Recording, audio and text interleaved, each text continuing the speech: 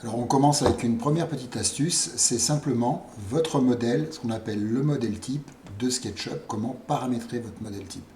Alors voilà le modèle que j'utilise moi régulièrement, je donne une priorité à la place sur l'écran, j'ai rien à prouver à avoir 250 plugins ou extensions affichées à l'écran. Ces extensions, lorsque vous les installez, vous les retrouvez dans Affichage, barre d'outils, et vous avez ici toutes sortes d'extensions qui vous permettraient pratiquement de remplir l'écran. Ça n'a pas d'intérêt, on ne les affiche que quand on en a besoin.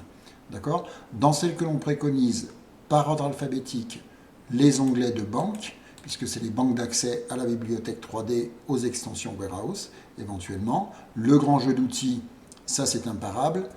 Les standards, les petits boutons ici, on pourrait presque s'en passer avec les raccourcis clavier. Les styles, style de présentation, style de travail aussi, dont on peut avoir besoin. Et puis une extension dont je vous parlerai un petit peu plus tard.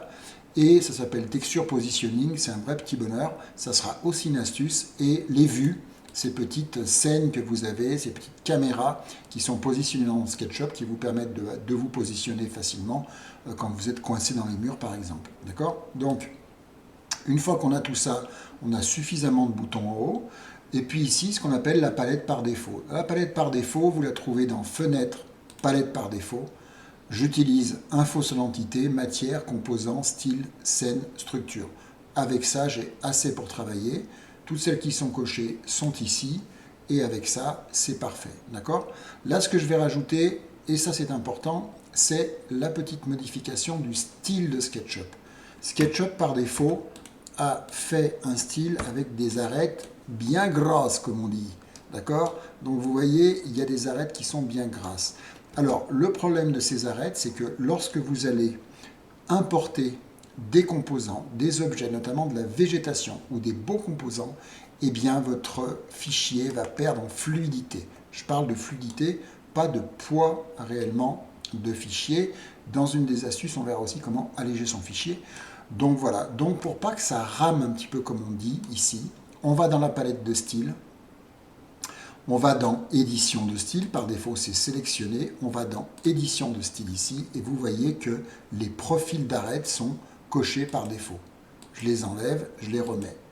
D'accord? Donc j'enlève mes profils, et ici c'est la vignette d'actualisation du style. Vous cliquez ici puisque vous modifiez le style de SketchUp. Je peux me remettre là et fermer.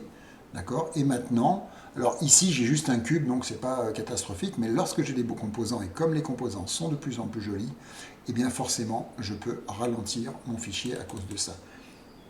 Je vire ça, c'était pour l'explication, je choisis un petit peu où je veux ouvrir mon SketchUp, je vais dans Fichier, Enregistrer comme modèle type, et ici, puisque donc on est avec Tonton Pierrot, on va faire un Tonton Pierrot dans le style, une description, parce que je peux avoir plusieurs styles de Tonton Pierrot, par exemple, de présentation, et enregistrer.